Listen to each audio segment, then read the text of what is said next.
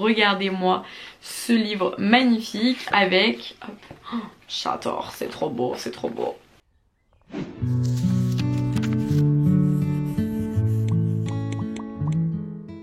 Coucou tout le monde! Je vous retrouve aujourd'hui pour une arrivée livresque assez lourde pour mes petits bras. J'ai reçu 25 livres durant ce mois et comme il y a quelques petits doublons, il y aura des petits concours disséminés ça et là dans la vidéo, je vous préviens tout de suite. Soyez attentives et attentifs. Et on commence tout de suite, hein, comme d'habitude, faut pas que ça dure 1000 ans. J'avais très envie de commencer par mes plus belles réceptions, c'est-à-dire que les livres objets sont sublissimes. On commence avec la version collector de La nuit où les étoiles se sont éteintes de Nin Gorman et Marie Alino, publié aux éditions Albin Michel. Regardez-moi ce livre magnifique avec... Oh, j'adore, c'est trop beau, c'est trop beau. Un roman que j'ai déjà lu mais que j'ai donc reçu ici en version collector et dédicacé par Marie et Nin. Et c'est l'histoire de Finn qui est un garçon qui a beaucoup de mal à s'en sortir dans la vie actuellement puisque sa mère est en prison, c'est très difficile pour lui, il va se perdre dans les bras des filles, ne pas réussir à remonter à la surface de ce trou dans lequel il tombe petit à petit et il va rencontrer une bande d'amis qui vont pouvoir le sortir de tout ça, lui faire voir un petit peu plus de lumière au quotidien, surtout sa rencontre avec Nate qui est un personnage extrêmement attachant, mais je ne vous en dis pas plus, c'est une romance et un roman young adulte qui ont absolument tout pour plaire. Mais encore une fois j'en dis trop en fait, c'est une arrivée livresque, on ne dit rien. Premier petit concours pour celles et ceux qui adorent La nuit où les étoiles se sont éteintes. J'ai eu des petits badges avec tous les personnages et même s'ils sont sublissimes, je sais que je ne vais pas les porter, donc je me dis autant les offrir à l'un ou l'une d'entre vous. Donc dans le formulaire qui est dans la description, vous aurez juste à mettre le mot étoile pour pouvoir remporter peut-être ce petit lot. Ensuite de la part des éditions Hauteville, j'ai reçu 2 pépites, regardez comment ils sont sublimes. 2 romans de Ali Hazelwood, The Love Hypothesis et Love on the Brain, qui sont 2 romans très attendus, très connus, c'est-à-dire que celui-ci je l'ai vu passer absolument partout sur TikTok, donc apparemment il est génial. Et celui-ci c'est le tout nouveau de l'autrice, donc du coup ils les ont sortis tous les deux en collector pour l'occasion. The Love Hypothesis, c'est l'histoire d'une étudiante en 3e année de doctorat qui s'appelle Olive Smith, qui ne croit pas à l'amour, sauf que sa meilleure amie si, et elle veut tout faire pour qu'elle soit en couple. Donc Olive, qu'est-ce qu'elle va faire? Elle va embrasser le premier venu pour convaincre sa meilleure amie que c'est bon, elle est en couple, elle peut la laisser tranquille. Sauf que ce fameux premier venu, c'est un professeur qui s'appelle Adam Carlson, qui est très connu dans les laboratoires de Stanford et qui est un connard notoire. Sauf que il va accepter de se faire passer pour son petit copain et... vous vous doutez que ça va probablement tourner en romance, mais je ne sais pas. Je n'en ai vu que du bien, mais moi je ne l'ai pas encore lu. Et ensuite, Love on the Brain, encore une romance. Ici on suit l'histoire de Bee, qui est une jeune fille qui vit dans un univers d'hommes, car elle travaille pour la NASA et on va d'ailleurs lui proposer un projet de neuro-ingénierie, sauf qu'elle va devoir le co-diriger avec Levi Ward, qui est son ennemi juré de la fac. Il est séduisant et ténébreux, évidemment, c'est écrit dans le résumé. J'aime bien les romances comme ça qui se moquent des clichés de la romance. C'est un garçon qui s'est toujours tenu à des années-lumière d'elle, sauf que cette fois-ci, il commence à éprouver pas mal d'intérêt pour Bee et que va-t-elle faire? Va-t-elle passer à l'action? Va-t-elle le laisser entrer dans sa vie? Je n'en sais pas plus encore une fois. Apparemment, il est génial. C'est Clara Hero, l'autrice d'un roman dont je vais vous parler, qui m'a dit qu'il était trop bien, du coup ça m'a trop motivée. Et enfin, j'ai reçu un magnifique roman, Les Trois Mousquetaires de Alexandre Dumas, qui est publié ici chez Larousse en édition collector, je dirais. Enfin, il est vraiment extrêmement beau, extrêmement gros. Et évidemment, c'est pour aller de pair avec la sortie du film au cinéma. Un roman de KPDP, si vous ne l'avez pas lu, ne l'avez pas vu, ne connaissez absolument pas, n'hésitez pas à le découvrir parce que personnellement, moi quand j'étais étudiante et que j'ai découvert la plume d'Alexandre Dumas, j'ai adoré ces histoires. Et vraiment, pourtant, c'était pas mon truc à la base. Surtout qu'on est vraiment sur des livres avec des batailles d'épée, des intrigues, des trucs un peu clichés, tragédie dramatique, tout ça. Et en fait, j'avais adoré, étonnamment. Pour moi, Alexandre Dumas, c'est vraiment les romans d'aventure et je trouve que c'est génial et qu'on peut les lire, je pense, dès le plus jeune âge au final. Par rapport à d'autres classiques qui sont bien plus durs à comprendre quand on est au collège ou au lycée, Dumas, je trouve que c'est vraiment facile à comprendre. En tout cas, j'ai eu l'impression en le découvrant. Ensuite, j'ai reçu ce mois-ci Nos plus belles années de Clara Hero, qui est publié aux éditions Hachette Roman et qui est le roman gagnant du concours d'écriture Nos Futurs, pour lequel j'étais marraine. Donc j'avais voté pour ce livre, donc je suis très contente qu'il ait gagné. Je suis très contente de vous le montrer aujourd'hui. Et c'est l'histoire de Jade et Ambre, qui sont 2 amies qui vont entrer à l'université, 2 meilleures amies d'enfance qui n'avaient qu'une hâte, c'était de faire une coloc. Et donc bah là tout leur réussit finalement, sauf qu'elles n'ont pas du tout les mêmes ambitions pour ces années universitaires. Jade, elle a plutôt envie de sortir, de faire plein de rencontres, de boire tous les soirs, tout ça, ça, tandis que Ambre elle veut être très sérieuse, elle veut réussir ses études, elle veut avoir des bonnes notes, donc elles n'ont pas les mêmes ambitions mais elles se sont toujours complétées. Sauf que leur équilibre va vaciller lorsqu'elles vont faire la rencontre de Léo, qui va se révéler aussi séduisant que dangereux pour les deux filles, pour leur amitié, pour elles. Et je ne peux pas en dire plus si ce n'est que c'est un roman qui aborde les violences sexistes et sexuelles au sein des universités. Donc je n'en dis pas plus, mais vous êtes prévenus si vous souhaitez vous lancer dedans. J'en parlerai dans une de mes prochaines vidéos, mais ce livre est incroyable.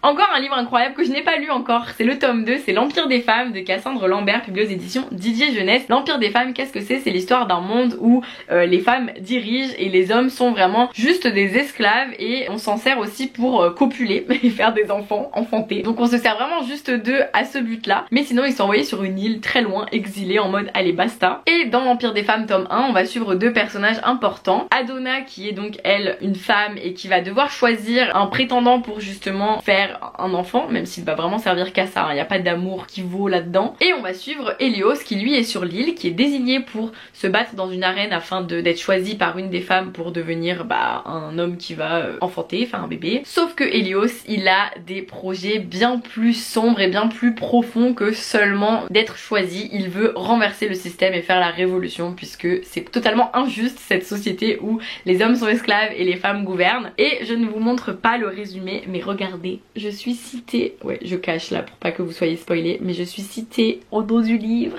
Trop contente car c'est vraiment un de mes coups de cœur de 2022. Puis j'ai reçu le tout nouveau roman de Christelle Dabos, Ici et seulement ici, publié aux éditions Gallimard Jeunesse, l'autrice de La Passe Miroir, si vous ne le saviez pas encore. Celui-ci a l'air de parler de sujets bien plus sombres et très différents de La Passe Miroir. De ce que j'ai compris, il y a des petites touches de magie, mais on va suivre plus particulièrement un personnage qui est au collège il me semble, et je crois que c'est un roman qui aborde le harcèlement scolaire violent, mais je n'en sais pas plus. Je sais que ce livre divise beaucoup de ce que j'ai vu sur les réseaux sociaux. J'ai vu des avis très positifs comme j'ai vu des avis très négatifs, beaucoup de déceptions, beaucoup de coups de cœur aussi, beaucoup de personnes qui l'ont qualifié comme un ovni. Donc écoutez, quand je le lirai je vous dirai, mais du coup je ne sais pas trop si ça va me plaire ou pas. On verra. Mais pour celles et ceux qui sont fans de La Passe Miroir, ne vous attendez pas à un nouveau livre qui ressemble à La Passe Miroir, mais par contre vous allez retrouver l'écriture de Christelle Dabos, j'en suis presque sûre, si je l'ai pas lu, mais j'ai lu les tomes 1 et 2 de La Passe Miroir quand même. Oh, un nouveau livre qui va faire un nouveau concours. Personne ne doit savoir de Claire McGowan, publié aux éditions Hauteville, est un roman que j'ai aussi reçu au mois d'avril, et je l'ai reçu en grand format et en poche. Je suis actuellement en train de le lire en version poche, enfin je veux vraiment le finir cet après-midi j'espère. C'est hyper addictif. Et donc c'est l'histoire de Allison qui organise un dîner de retrouvailles avec ses amis de l'université, ses camarades d'Oxford, donc vous voyez un petit peu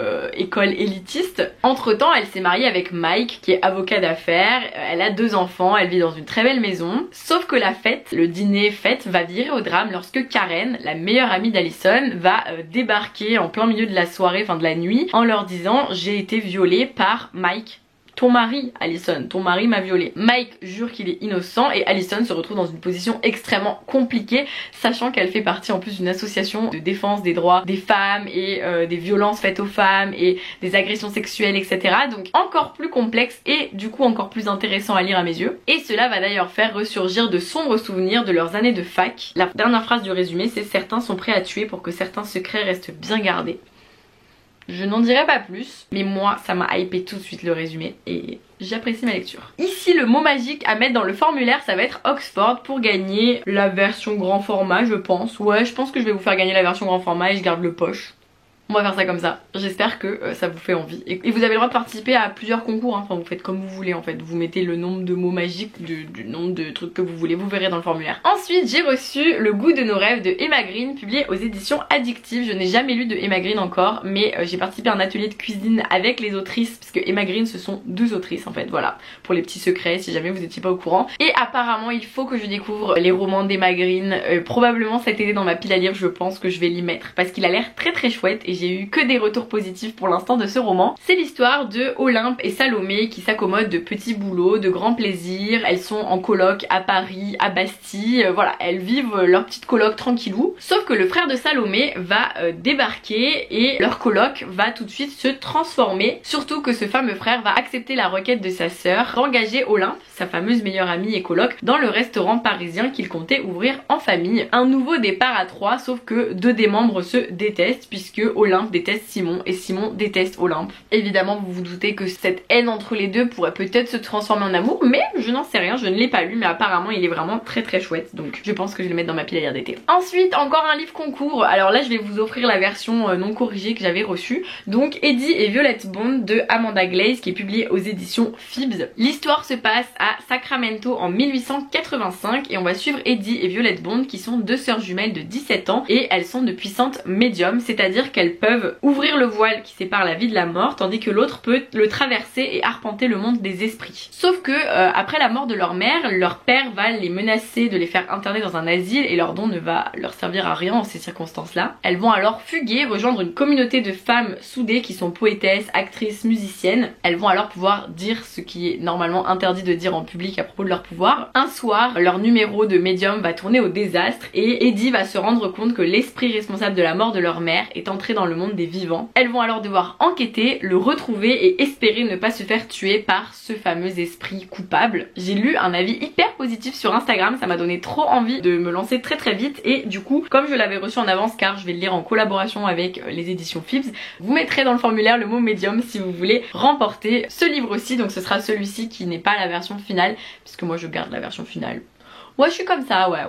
Ensuite, j'ai reçu un roman des éditions Nathan, Tokyo Dream de Emiko Jean ou Emiko Jin, je ne sais pas. Je l'ai pas demandé, je ne sais pas si je le lirai, mais je me suis dit que ça pouvait peut-être vous plaire. Romance, royauté, tout ça. C'est l'histoire de Izumi Tanaka qui n'a rien d'une ado ordinaire car elle est fraîchement débarquée de Californie et propulsée princesse à 17 ans. Donc elle va devoir se faire sa place et s'adapter aux choix impériaux. Le mariage de ses parents se profile, elle doit donc être plus parfaite que jamais, sauf que son cœur bat pour plusieurs garçons à la fois et elle ne sait pas comment elle va s'en sortir avec toutes ces émotions qu'elle ressent à seulement 17 ans. Entre Akio le garde du corps et Eriku l'intellectuel, va-t-elle réussir à faire un choix et rester fidèle à elle-même malgré les attentes impossibles? Je n'en sais pas plus mais s'il vous fait envie, écoutez, bah en vrai je peux vous le faire gagner aussi puisque j'ai pas envie de le lire. Allez, on le rajoute au petit concours, surprise.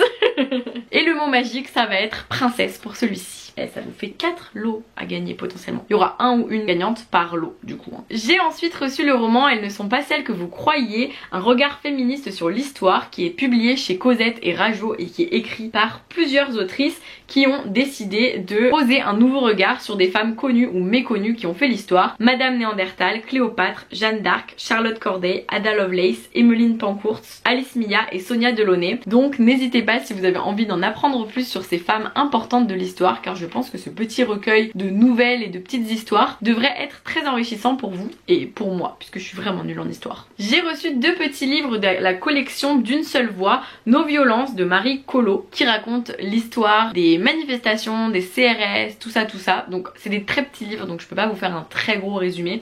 Et ici Le plus vieux métier du monde qui raconte l'histoire d'un personnage, d'un garçon qu'on va faire travailler dans une boucherie alors que c'est pas du tout ce qu'il a envie puisque lui le métier de ses rêves c'est de travailler dans les jeux vidéo et encore une fois, petite histoire courte, je n'en sais pas plus, mais cette collection ce sont des petits textes qui souvent abordent des thématiques très importantes, très sociétales, mais dans des textes assez courts qui peuvent donc être lus même par des petits ou petites lecteurs et lectrices sans que ce soit des personnes qui apprécient forcément de lire des gros pavés de 500 pages par exemple. Enfin, dernier roman de cette arrivée livresque, mais après il y a des mangas et des BD. Le secret de Mona de Patrick Barr, publié aux éditions Pocket Jeunesse, donc là c'est la version poche. C'est l'histoire de Mona qui s'efforce de tout faire pour être invisible aux yeux de tous, sauf que lorsque son petit frère va être pris d'une forte fièvre, elle va être obligée de l'amener à l'hôpital. Elle va alors se faire arrêter par les gendarmes car elle conduit beaucoup trop vite et ils vont se rendre compte qu'elle est beaucoup trop jeune pour être au volant d'une voiture et c'est alors que le secret de Mona va commencer à être révélé petit à petit. C'est une histoire qui a l'air très touchante, j'en ai entendu que de bons avis donc j'avais envie de le demander en poche en plus. Petite lecture qui en plus je pense peut être assez courte, hein. Je me le note. Nous passons au manga. Alors là on a un webtoon donc c'est pas vraiment un manga, c'est publié chez Kotoon et c'est Comment Raeliana a survécu au manoir Weeknight de Whale Milcha. Donc je vous montre à quoi ça ressemble les webtoons. En fait c'est vraiment un peu comme des mangas mais version colorée et souvent ça vient des webtoons qu'on peut trouver sur internet du coup qui sont disponibles sur l'application webtoon ou sur d'autres plateformes. Ici c'est l'histoire de Raeliana qui s'engage dans une partie d'échecs pour échapper à la fin tragique qui l'attend car elle est prisonnière d'un best-seller qui s'appelle L'affaire de l'ami assassiné. Donc en fait elle s'est réincarnée mais dans un livre à succès sauf qu'un livre livre à succès dans lequel l'héroïne meurt, donc pas ouf. Elle va alors devoir naviguer dans les intrigues politiques, déjouer des pièges de la cour, pactiser avec un duc qui va accepter de jouer le rôle du fiancé en échange d'informations cruciales sur la suite du récit. Donc écoutez, je n'en sais pas plus, je ne l'avais pas demandé, ça m'intrigue, donc peut-être que je vais le lire. Ça va, j'aime bien les illustrations, donc pourquoi pas. Et enfin niveau manga, j'ai reçu le manga Hachi et Maruru Chat des rues. C'est de Yuri Sonoda et c'est publié aux éditions Doki Doki, c'est le tome 1. Et c'est tout simplement l'histoire de plusieurs chats qui font partie de la rue. Et ça a l'air très mignon, très drôle. Et j'étais invitée à un événement dans un bar à chats pour la sortie, mais je n'étais pas disponible, j'étais dégoûtée. Parce que j'adore les cafés de chats, les bars à chats, tout ça. Du moment qu'il y a des chats, j'adore. Donc écoutez, je trouvais l'idée top. Je pense que c'est un manga parfait à offrir à quelqu'un qui aime les chats, je crois. Et ça a l'air plutôt drôle aussi. Et nous passons maintenant aux bandes dessinées. Il y en a pas mal hein, encore. Hein. Ouais, ça ne s'arrête jamais. On commence avec le tome 3 de Elle de Aveline Stockart et Kit Toussaint, publié aux éditions Le Lombard. Elle, dans le tome 1, c'est l'histoire d'une jeune fille qui s'appelle Elle, qui est ici, et qui, selon sa couleur de cheveux, change totalement de comportement. Et peu à peu, ses nouveaux amis dans son nouveau lycée, son nouveau collège vont s'en rendre compte. Sauf que pourquoi, d'où vient cette sorte de multiplication des personnalités? Ce n'est pas un livre qui aborde le TDI, le trouble dissociatif de l'identité, même si on dirait vraiment, ça pourrait, mais scientifiquement le livre n'aborde pas ce sujet là justement. Je préfère prévenir si jamais vous vous attendiez à ce type de livre, mais dans les faits ça l'aborde quand même un petit peu, même si voilà, vous avez compris. Ensuite de la même maison d'édition Le Lombard, j'ai reçu Les Héricornes de Véronica Alvarez et Kit Toussaint, c'est le tome 1, l'appel de la déesse, donc on est sur le même scénariste que pour la BD Elle. Ici c'est l'histoire d'un royaume qui s'appelle Lemuria et qui tous les 100 ans envoie une héritière au temple de la déesse pour lui demander protection et formuler un vœu. C'est Céleste qui est la nouvelle héritière, c'est un chemin qui va être long et semé d'embûches pour elle, mais elle va compter sur les armes de Lemuria et sur sa licorne Sadalbari. Sauf que ce qu'elle ne sait pas, c'est qu'elle va partager ce destin avec 4 autres héricornes qui sont les héritières aux licornes. Je n'en sais pas plus, ça a l'air d'être une jolie BD, j'ai eu un très beau... C'était très joli ce que j'ai reçu avec, regardez, c'est magnifique. Avec les portraits des personnages je crois. Et les illustrations ont l'air très sympas. Mais je l'ai pas demandé, je sais pas si je vais la lire tout de suite. Je vais voir. Ensuite j'ai reçu Né rebelle, jeune fille au point levé de JG, Parson, Joré, Massiossi, Troning, Morin, Hopman et Derain. Nous avons beaucoup d'illustrateurs, d'illustratrices, de scénaristes dans cette histoire. C'est publié aux éditions Deman et en fait c'est l'histoire de 6 jeunes filles qui ont eu 6 parcours remarquables, des jeunes filles qui sont connues. Il s'agit de Greta Thunberg, Malala Yousafzai, Yusra Mardini, Emma Gonzalez, Melati et Isabelle Wishsen. Et les auteurs, illustrateurs, scénaristes, etc. ont donc écrit ces histoires pour en apprendre plus sur les personnalités et les histoires personnelles de ces jeunes filles hors du commun qui ont été et qui sont engagées dans les plus nobles combats de notre temps. Donc je trouvais que l'idée était géniale et surtout je trouvais ça chouette parce que au sein d'une seule et même BD on va avoir énormément de styles graphiques différents puisque chaque histoire est illustrée par un ou une illustratrice différentes.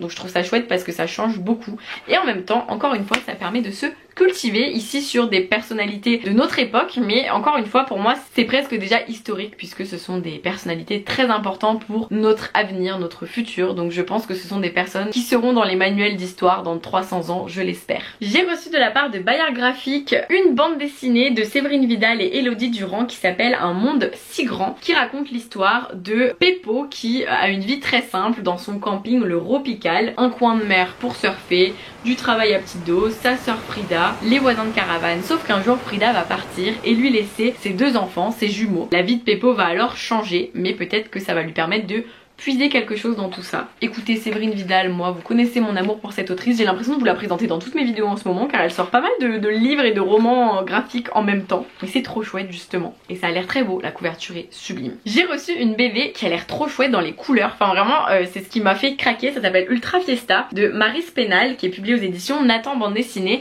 et en fait regardez, j'adore les graphismes. Oups.